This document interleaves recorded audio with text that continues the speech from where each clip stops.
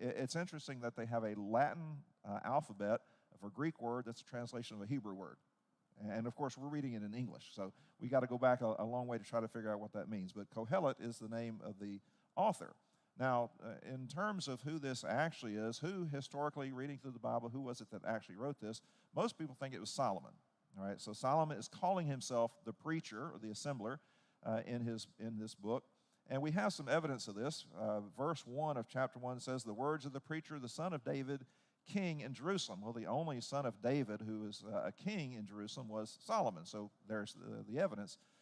Verse 12 also says, "I, the preacher, was king over Israel in Jerusalem." All right, so I do have to say something about the word son. Verse 1 says he was the son of David. It says the son of David. Well, David had more than one son, so there's a bit of a problem there. But the word son doesn't always mean direct descendant of. It may mean grandson, grandchild, some descendant later on. It may even mean a person who's not literally a descendant of that particular person. Because the Bible would, every now and then you'll hear terms like the son, those people are sons of Belial. Not literally, Belial was an evil god. Right? Sons of Belial were just people that behaved like that. Okay, certain behaviors said, you're just like this guy, you're following in that person's footsteps. So maybe this person was not Solomon, but somebody in the line, or maybe it was just somebody else who's following in the footsteps of Solomon in the sense that he was passing out wisdom. The book of Ecclesiastes is a parcel of the wisdom literature in the Bible. The book of Proverbs, the book of Psalms, or some of the Psalms, the book of Job, and to a certain extent the Song of Solomon, those are all part of the wisdom literature of the Bible. Parts of the Bible that start talking about, here's how a wise person would act. Here's how a fool would act. So you need to act like this and not like that in terms of what you do. Another interesting thing is the discussion this morning in class about who you are, and is it basically what you do, or is it something else that determines who you are? God, of course, can look into our hearts and judge us on that basis.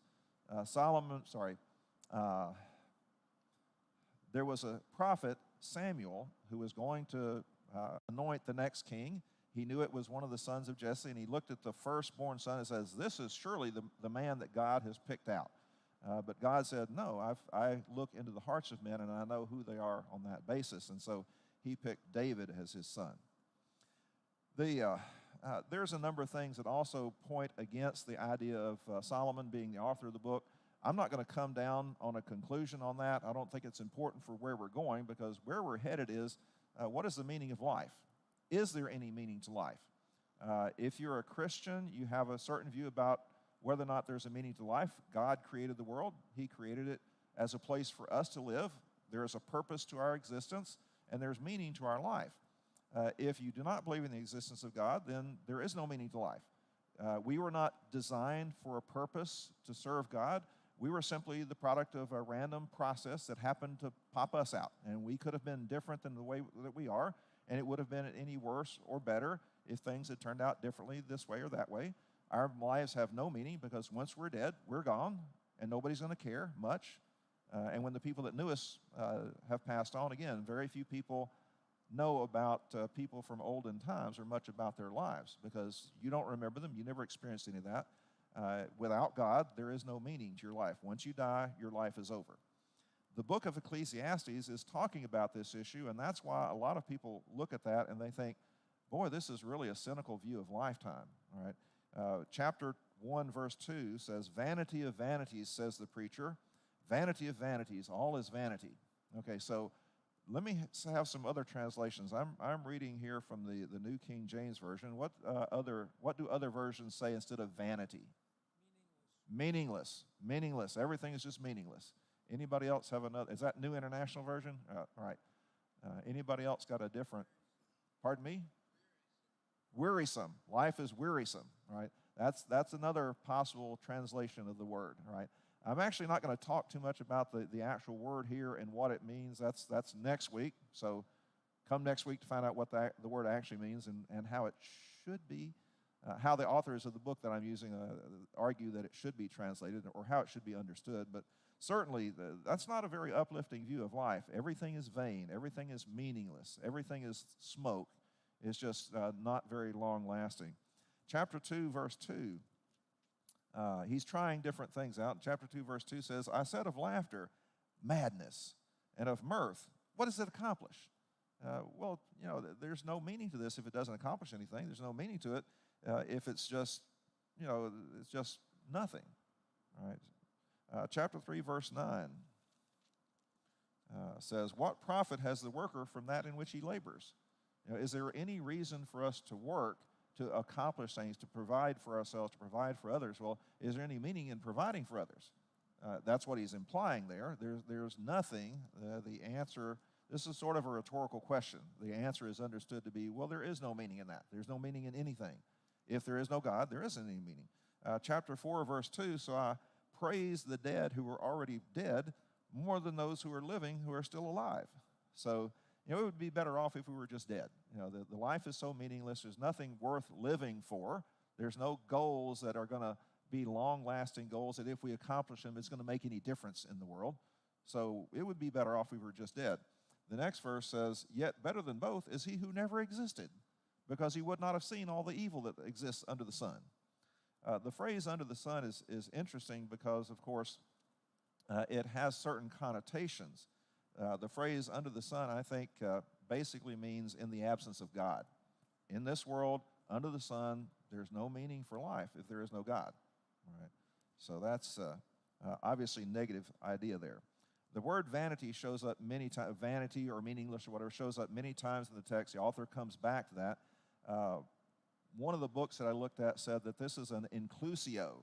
I think that's since it ends in the letter O, it must be Italian, right? Inclusio. An inclusio basically starts off the lesson, and then at the end of the lesson, he repeats that, and everything in between is the lesson that exemplifies how everything is just vanity of vanities. By the way, the phrase vanity of vanities is an interesting way of saying something. If we're talking about something that's big, we can say big, bigger, and biggest, all right? The Hebrews didn't talk about things like that. If they wanted to talk about the biggest thing of all, they'd say the biggest of the big, all right? And in this case, they're saying vanity of vanities, the most vain thing imaginable. Do you know any other phrases in the Bible where they say vanity of vanities or something of something? Like holy of holies. All right, there's the holy place in the temple. There's also the most holy place, which is actually the holy of holies. All right, or how about King of Kings? He's not just king, he's the King of Kings. All right, so he's the extreme version of all of that. And what about the next book in the Bible? It's not just a song, it's a song of songs. All right, it's the best song out there. I don't know. The Song of Songs is an interesting book, and I'm glad that they didn't ask me to teach a series of lessons on that. That would be difficult.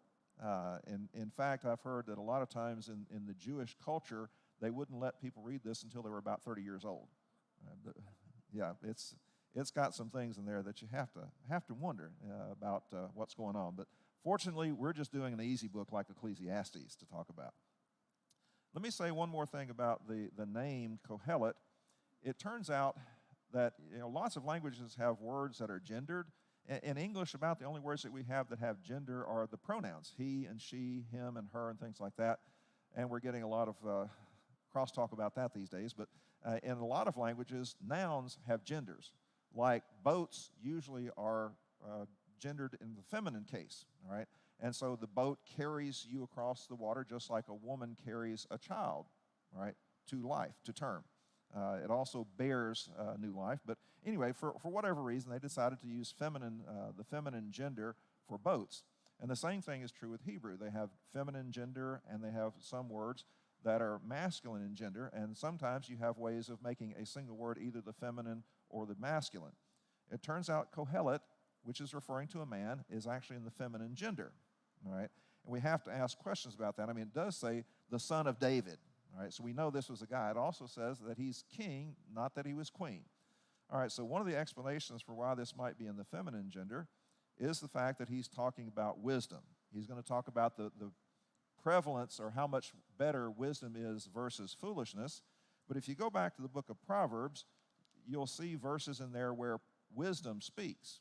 And wisdom is always viewed as a female. So in chapter 1, of Proverbs, verses 20 and 21, it says, wisdom calls aloud outside. She raises her voice in the open squares. She cries out in the chief concourses at the opening of the gates of the city. She speaks her words. So wisdom is feminine. Also in chapter 2 of Proverbs, starting in verse 1, "My son, if you receive my words and treasure my commands within you, so that you incline your ears to wisdom and apply your heart to understanding, yes, if you cry out for discernment and lift up your voice for understanding, if you seek her as silver and search for her as for hidden treasure." So wisdom is viewed from a feminine standpoint. Here this preacher is passing out wisdom, so maybe that's the reason why they chose to give the feminine gender to the word Kohelet. So there's a lot of cynical things in this book, a lot of things that would cause people to question whether or not, is this really scriptural? Is this really what I'm supposed to believe? Is this really what how God wants me to think about life, that everything is just perfectly meaningless? Well, probably not, because if you go to the conclusion of the Bible, it does say that we should fear God and keep his commandments. In the end, there is more meaning to life because of the existence of God. There are a number of passages in here that do talk about the good things in life and how there is meaning to life. Chapter 2, verse 13 says, "Then I saw that wisdom excels folly as light exceeds darkness." So there must be some meaning to life, because it would be better, it's only better if there's meaning to life. You can't say something is good or bad unless there's a goal in life that you can achieve, unless there's some meaning in achieving that goal. All right, so wisdom excels folly. Chapter 3 and verse 12, "I know that nothing is better than to rejoice and to do good in their lives, and also that every man should eat and drink and enjoy the good of all of his labor. It is the gift of God." He does talk about how sometimes there's good and bad out of work, and sometimes it's like work is totally meaningless, but here he disagrees with that. There are good things that we have in life. Labor is something that is given to us from God. It's a gift from God. We should thank him for that and be aware of the benefits that the work that we do provides for us. Chapter 4 and verse 9, "Two are better than one because they have a good reward for their labor." There's a reward for that. He talks in this passage, I don't want to say too much about these passages because, of course, we'll talk about that when we get to this chapter later, but he talks about some of the things that you benefit from by having a companion. Right? You can keep warm, you can accomplish more, you're better able to fight off things that attack you. A threefold cord is not easily broken. It's one of the famous passages, I think, from Ecclesiastes. Chapter 5 and verse 12, "The sleep of the laboring man is sweet, whether he eats little or much, but the abundance of the rich will not permit him to sleep." I should probably stop before reading the second half of that verse. The sleep of the laboring man is sweet. You know, if you engage in hard physical labor, then when you get done at the end of the day, about all you want to do is rest. I've gotten to the point these days where when I fall into bed, it feels so good. You know, that mattress is just, it's just wonderful to feel like that and to understand I'm going to get to rest here and wake up next morning hopefully feeling refreshed if I got a little bit more sleep. But I didn't used to think too much like that. It's just, I got to rest now. I'm just so tired I can't stay up anymore. But now it's like, I'm looking forward to that. One more verse, chapter 8 and verse 15 says, "So I commended enjoyment, because a man has nothing better under the sun than to eat, drink, and be merry." Somebody's famous for saying that line. That sounds like something that rich man in the New Testament mentioned. "There's nothing better under the sun than to eat, drink, and be merry, for this will remain with him in his labor all the days of his life, which God gives him under the sun." So work. I mean, there's a reward for that. You know, there's things you accomplish by doing work. And, of course, he's not necessarily talking just about physical labor. There's lots of things that can be done that do require physical labor, but things that also require other things as well. So there's lots of words in here that lift us up, that provide us with hope for the future. All right, words like enjoy, chapter 5:18. Words like good shows up many times in the text. So there's going to be lots of things in here to lift us up, to build us up, to move us closer to God. But the whole point of the book is to get us to see some sort of meaning in life. It's titled, the book that I'm using is titled "The Search for Meaning" in Ecclesiastes, and that's what we'll be doing. Before I continue with the lesson, I remembered something that I was supposed to have passed out earlier. This is a Vacation Bible School volunteer sign-up sheet. All right, So I'm going to start it over here, and if y'all would just pass it back, and Buck, when you get it, if you pass it over to this side, let everybody have a chance to sign this up. If you want to volunteer to participate in Vacation Bible School, there's plenty of opportunities. They're asking for your name, phone number, email address, and you can check off. There's 6 different areas where you can help. Group leader, teacher, crafts, snacks, registration, and drama. So if you're willing to serve, help out on that, please sign up. There's other sign-up sheets available. If you've already signed up at another place, I don't think you need to sign up again on this one, all right? I'm not sure. It used to be they'd have a different sign-up sheet for all the different things that you could do. Now, I'm only passing one sheet out, so everybody's on the one sheet. Okay, so. Sorry, it's wonderful getting rain. I wish it would slow down for just about, I got another 20 minutes or so. I wish it would slow down just for a bit so we could, so you could hear me a little bit better. But it's a wonderful sound. All right. So the book has several different interpretations to it. The main interpretation that most people have accepted over the years is that the writer of this doesn't believe in God. Writer doesn't believe in God. He's basically saying, here's why I don't believe in God. Here's all these horrible things going on. And it led a number of people that looked at this book and compared it with other books in the Old Testament to say, and we're talking about the Jewish scholars. Right? We're not talking about necessarily Christians, but back during the time of the Jews, there were a number of people that regarded that this was an unorthodox book, that it taught things that did not fit in with the orthodoxy, the true beliefs in God, that they didn't believe in God, they didn't believe there's hope for life, they didn't believe there's any meaning in life.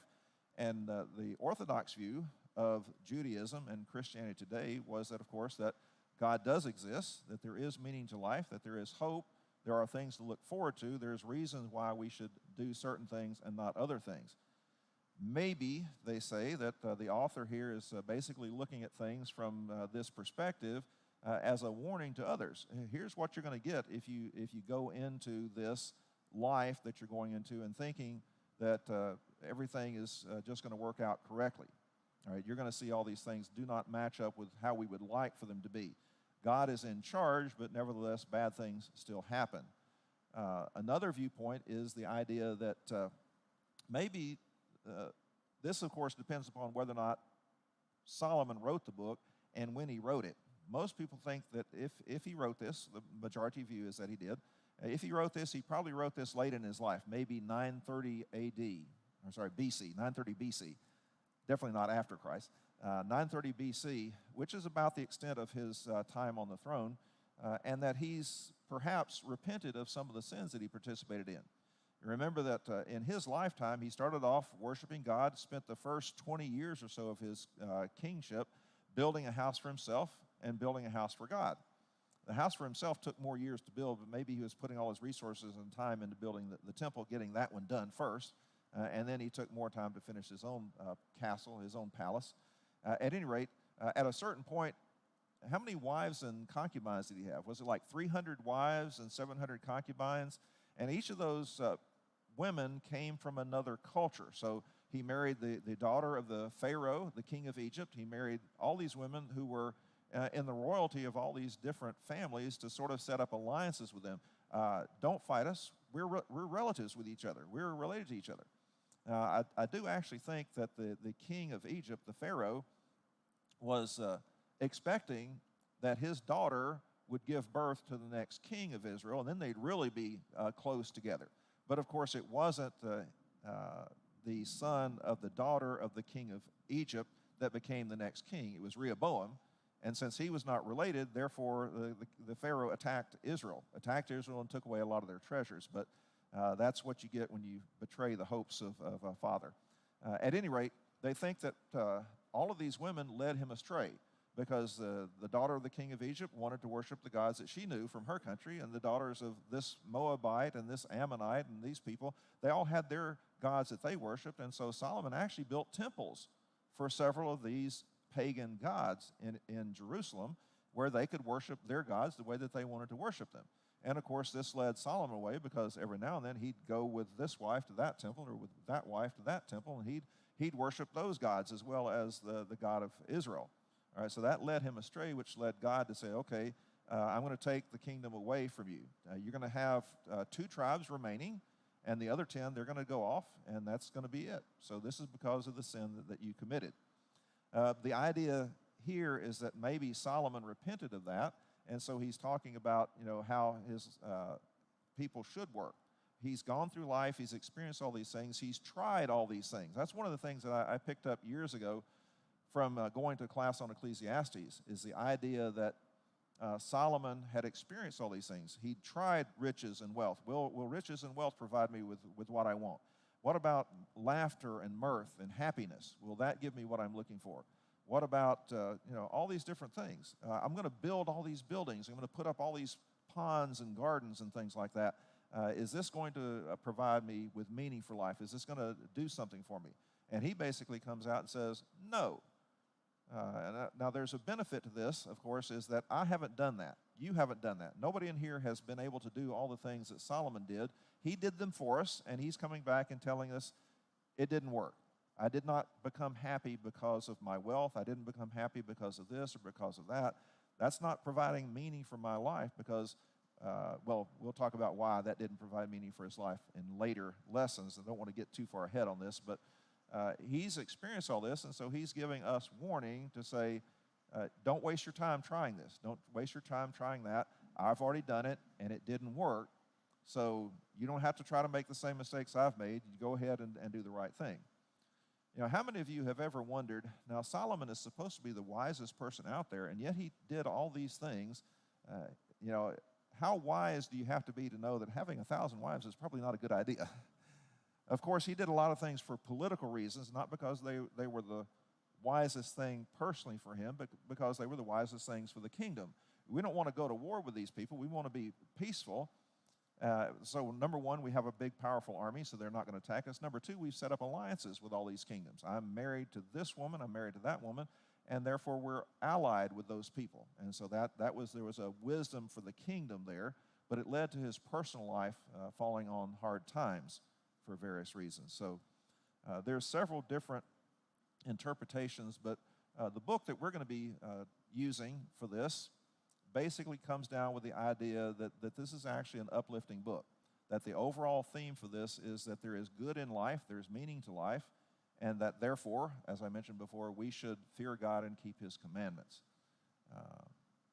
By the way, that's one of those sorts of things that stays with you over time. There's a lot of passages in Ecclesiastes that I think are fairly famous, and so I have to ask a couple of questions. Number one, is Ecclesiastes your favorite book in the Bible? This is what Kevin often asks. What's your favorite book in the Bible? Is it Ecclesiastes? How many of y'all have Leviticus as your favorite book in the Bible?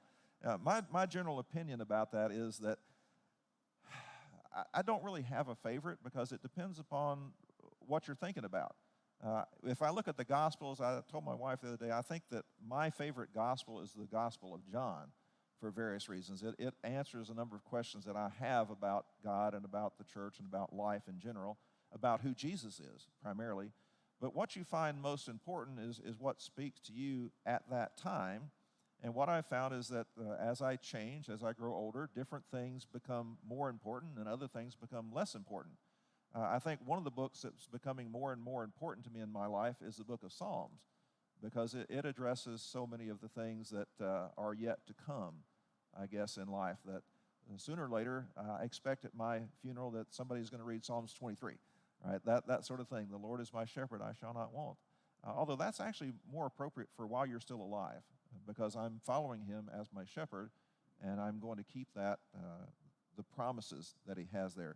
Surely goodness and mercy will follow me all the days of my life, and I will dwell in the house of the Lord forever.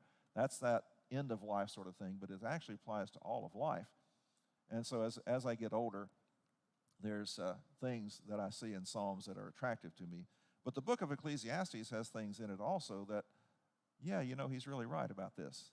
This was a waste of time, because even if I don't have the wealth of Solomon, I still had enough wealth to try certain things out. And in the end, there are certain things that I have bought that I have never done anything with. I thought, I'm going to like this. That's it. We're done. Thank you. I'll take it. Everybody's had it. I'll take it. And thank all of y'all who signed up for volunteering for that. I'm sure they'll need a lot of people. How many people did they say? They think they're going to have about 100 kids at that. So, well, hopefully that will all work out pretty good.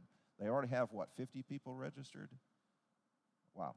So, anyway, there's things that you read in the book of Ecclesiastes that I think will stick with you your entire life, and you still will try things, even if you see here that it's a waste of time to do that. And I mentioned that I've bought some things that I thought would be, nice, a good passage of time, and never did end up doing anything with it, or not much with it. It didn't turn out to provide what I was looking for after all. So certainly, we do waste money on things that turn out to be a waste of time. And what interests us today may not interest us tomorrow. So Solomon observes that it's not going to work. You're not going to get what you're looking for. C.S. Lewis wrote about the concept that I think was actually an older concept, but I first found it in the writings of C.S. Lewis, is the idea that God made us with a hole. Right? We have a hole in our hearts, and that hole is shaped like God. And the only thing that will actually provide that, what we desire to fill that hole, is God. But we don't know this, and so we try different things. So we try love, and we try lust, and we try this, and we try that, and maybe this will fill the hole. Maybe this will give me what I need. If I put this in here, maybe that will give me what I'm looking for. But nothing ever fits other than God. And the sooner we find that out, the sooner that we put God in that place, the better it will be for us. Stop wasting our time on other things. So this is more something, the sort of book that an older man would pass on to a younger man to say, here's all the pitfalls in life. Here's all the places where you're going to make mistakes. I know because I made them all. And here's what you need to avoid. Interestingly, there's a lot of times that people will say, well, you've never done this, so how do you know how good it is? The other is, well, you've did all these things. Why would it be wrong for me to do all these things? Well, because, I've never been bitten by a snake, and I know I don't need to be bitten by a snake. And if I ever was bitten by a snake, I'd know that you don't need to be bitten by a snake. All right? I'm referring, of course, to drugs. All right? Some people, the parents, have not done drugs, and so the kids say, well, you've never tried them, so how do you know how bad they are? The other one is, well, you've already tried drugs, and you did it. Well, what's wrong with me doing it? So either way you do it, they've got an argument to say why they should be able to do it also, but I think the arguments fail. There are certainly things that, as older people, we have developed wisdom that we should pass on to our children. Don't waste your time with this and this and this. It's not going to provide you what you think you're looking for. With God, life has meaning, life has purpose. Another sort of a slightly different version of what this viewpoint of how this book was written and who it was written to is the idea that it was written to the other nations. All right? Back in Deuteronomy chapter 4, verses 6 through 8, Moses talks about how other people in other countries are going to find out about the laws that the Israelites have. They're going to look at this law that you have, and they're going to say, this is wonderful. I need to do this. We need to do this. This is the best law I've ever seen, the set of laws, not this, this law right here. I really love that law right there. No, he's talking about the whole system that they have, the idea of justice, and basically, an eye for an eye, a tooth for a tooth was actually better than the usual thing is if you poke out my eye, I'll poke out two of yours. And if you kill one of my family, I'll kill two of your family. Well, the Bible basically limits it to equal. All right? If you cause this much harm to me, then this much harm can be caused to you. There was still the idea of personal justice. If you hurt my family, then I and my family will come and hurt you. We will take revenge on you for what you have done to us. But it was limited to nothing more than what was caused to you.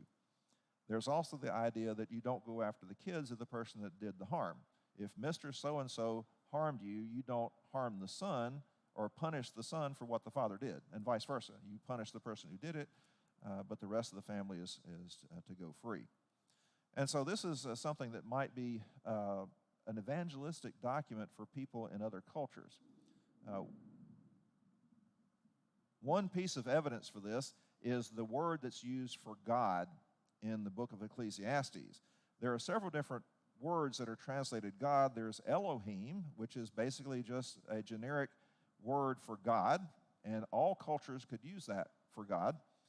Elohim is plural. Elohe is singular, but anytime you see a word that ends in im in Hebrew, it's always plural. Like there's the seraphs and there's the seraphim. All right, Ephraim. I'm not sure if Ephraim was a multiple personality person, but anyway, Maybe not every time, but we put an S on the end of a word to imply that it's, or to state that it's a plural. There are words that end in S that are not plural. Genesis is not plural. And then, of course, in the same thing in Hebrew, there's lots of words that end in I am that aren't necessarily a plural. But anyway, seraphim is, and Elohim is plural. And that's the word that's used in the book of Ecclesiastes, is Elohim. It's always that one. There's a covenantal name for God, the God of the covenant. Here, God has set up a covenant between him and the people of Israel. And Moses wanted to know, well, who are you? What name shall I call you? This is important, as we heard about in the lesson today. Names are important because they tell you who that person is. And as the God of the covenant, God said that his name was I am. Now, the words I am are related to the tetragrammaton. There's 4 Hebrew letters that mean basically I am or I exist, and that's Yahweh, Y-H-W-H. There were no vowels in Hebrew at the time, and so we have to just imagine sort of what the actual vowels were. So what they did when they were translating the Septuagint, this was the Greek version of the Old Testament. It was originally written in Hebrew or Aramaic and a few passages in Persian, I think. But in Hebrew, they had just 4 letters without any vowels, so we didn't know what the vowels were. When they translated it into Greek in the Septuagint, this was in Alexandria, Egypt, about 200 or 300 BC, they basically took the word Lord and said, well, here are the vowels in that. Let's put Adonai, was the Greek word for Lord. They took the vowels from Adonai and put those into the tetragrammaton, and that's how they got the word Yahweh, or Jehovah, actually, is how it's sometimes pronounced. Although I think Jehovah is actually a word that was invented by German scholars in the 1800s or so. Go figure. At any rate, Adonai, you just take those vowels. Hebrews, by the way, Jews refuse to say the name. Usually, when they come across that word in the Hebrew text, they will not say Yahweh or Jehovah or anything like that. They will simply say the name. And when they say the name, it's that one that they're referring to. And so they'll go over that. The reason for that, of course, is the idea that you don't want to take the Lord's name in vain. That's one of the 10 commandments. And exactly what does it mean to take the Lord's name in vain, to use it without purpose? All right. Well, basically, if you curse somebody, you're taking the Lord's name in vain. That's one way that we all understand would be taking the Lord's name in vain. But they were wanting to be certain that they did not ever use his name in vain, so they just refused to ever use it at all. All right. Which to some people is a shame, because how do you know who it is that they're talking to or talking about? All right, so they would say Elohim to foreigners who are not part of the covenant. All right, it's still the same God. They're still referring to the same person, the exalted God, but they use Elohim, and perhaps that would be justified in something that was intended as a document that would be evangelistic, something that would reach out to people in other countries to say, here's the advantages of believing in God. I have a little bit of a problem with that, because it's not like they didn't believe in gods in the first place. They had their own gods. Something that would be evangelistic towards them would have to show the advantages of the Hebrew God, Yahweh, over the pagan gods that they happen to worship at all.